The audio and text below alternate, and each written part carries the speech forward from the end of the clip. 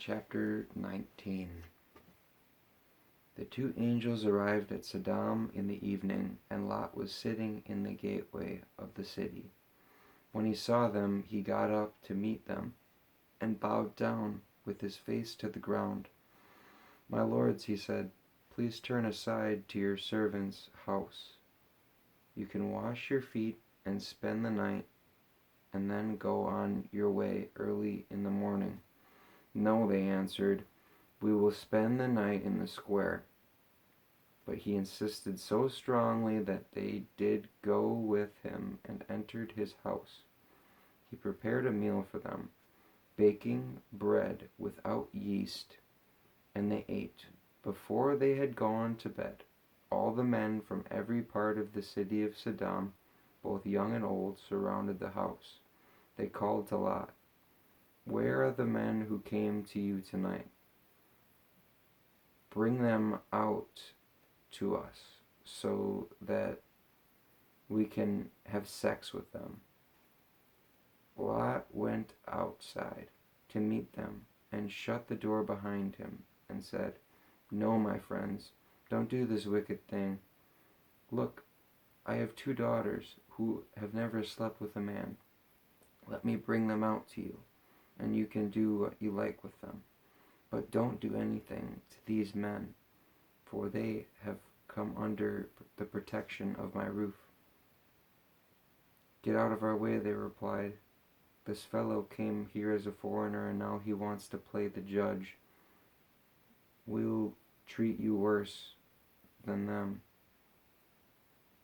They kept bringing pressure on Lot and moved forward to break down the door. But the men inside reached out and pulled Lot back into the house and shut the door. Then they struck the men who were at the door of the house, young and old, with blindness, so that they could not find the door.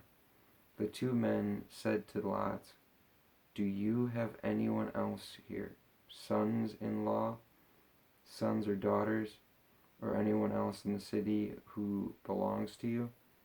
Get them out of here, because we are going to destroy this place. The outcry to the Lord against its people is so great that he has sent us to destroy it."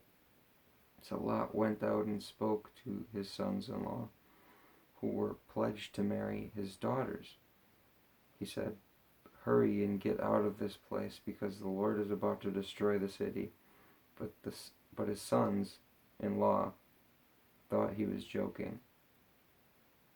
With the coming of dawn, the angels urged Lot, saying, "Hurry, take your wife and your 2 daughters who are here, or you will be swept away with the city when the city is punished." When he hesitated, the men grasped his hand and the hands of his wife and of his 2 daughters and led him safely out of the city, for the Lord was merciful to them. As soon as they had brought them out, one of them said, "Flee for your lives. Don't look back and don't stop anywhere in the plain. Flee to the mountains, or you will be swept away." But Lot said to them, "No, my lords, please, your servant has found favor in your eyes, and you have shown great kindness to me in sparing my life. But I can't flee to the mountains. This disaster will overtake me, and I'll die.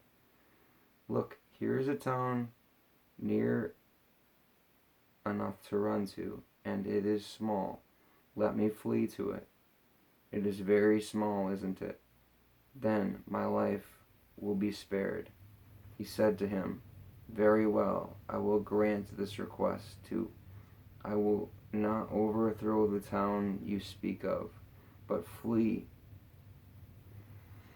there quickly, because I cannot do anything until you reach it." That is why the town was called Zor. By the time Lot reached Zor, the sun had risen over the land, Then the Lord rained down burning sulfur on Sodom and Gomorrah from the Lord out of the heavens.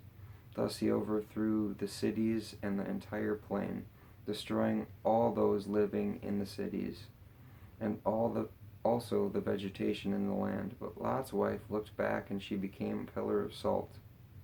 Early the next morning, Abraham got up and returned to the place where he had stood before the Lord. He looked down toward Sodom and Gomorrah, toward all the land of the plain, and he saw dense smoke rising from the land like smoke from a furnace. So when God destroyed the cities of the plain, he remembered Abraham, and he brought Lot out of the catastrophe that overthrew the cities where Lot had lived. Lot and his 2 daughters left Zoar and settled in the mountains, for he was afraid to stay in Zoar. He and his 2 daughters lived in a cave. One day the older daughter said to the younger, "Our father is old, and there is no man around here to give us children, as it is custom all over the earth. Let's get our father to drink wine and then sleep with him, and preserve our family line through our father." That night they got their father to drink wine, and the older daughter went in and slept with him. He was not aware of it when she lay down or when she got up. The next day the older daughter said to the younger, "Last night I slept with my father. Let's get him to drink wine again tonight, and you go in and sleep with him so we can preserve our family line through our father." So they got their father to drink wine that night also, and the younger daughter went in and slept with him. Again, he was not aware of it when she lay down or when she got up. So both Lot's daughters became pregnant by their father. The older daughter had a son, and she named him Moab. He is the father of the Moabites today. The younger daughter also had a son, and she named him Ben-Ami. He is the father of the Ammonites today. The father of the Ammonites today.